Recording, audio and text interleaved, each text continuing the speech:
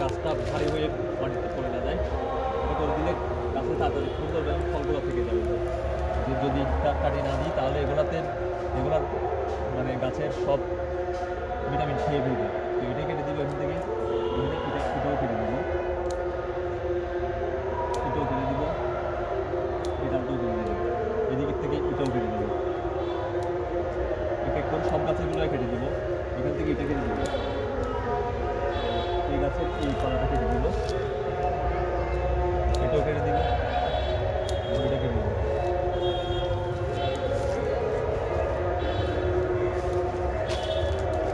তো এরপর যে এগুলো কেটে দিব আমি, এগুলো কেটে দেওয়ার ফলে গাছে প্রচুর পরিমাণ ফুল ধরবে এবং ফল ধরবে।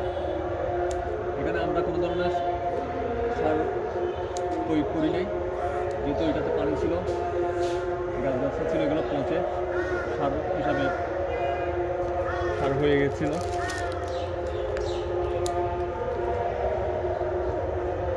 আপনারা দেখতে পাচ্ছেন এখানে এই গাছটা যদি আমি তুলে নিই, এখানে দেখুন টমেটো, একদম দেশি টমেটো, বিদেশি না। তো দেশি টমেটোর স্বাদ যারা নিচ্ছেন তারা জানেন দেশি টমেটো কেমন হয়। আপনারা আমাদের এই চ্যানেলে কৃষিভিত্তিক ভিডিও আর ফার্ম ভিত্তিক ভিডিও পাবেন, হাঁস মুরগি গরু ছাগল সম্পর্কিত ভিডিও আপলোড করে থাকি আমরা। তো যারা এখন চ্যানেলটা সাবস্ক্রাইব করবেন তারা চ্যানেলটা সাবস্ক্রাইব করবেন। আমাদের ওইদিকে আরও অনেক গাছ আছে। সবথেকে বড় গাছ আমার খামারে, আমার এখানে দেখুন, এখানে কী ধরনের ফল আসছে।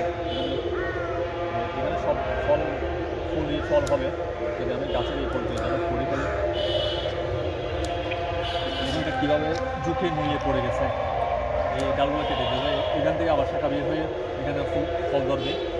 আমি কিছুদিন আগে এই জায়গায় খাচ্ছিলাম, এটাও কেটে যেতে হবে এরকম করে।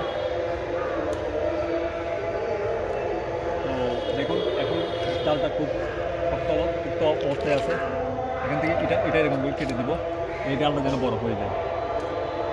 এটাও কেটে দিব যাতে এইখান থেকে আরেকটা ডাল বের হচ্ছে, এটাও বড় হয়ে যায়। তো আজকের ভিডিও এই পর্যন্ত। সবাই ভালো থাকবেন, সুস্থ থাকবেন, আল্লাহ হাফেজ।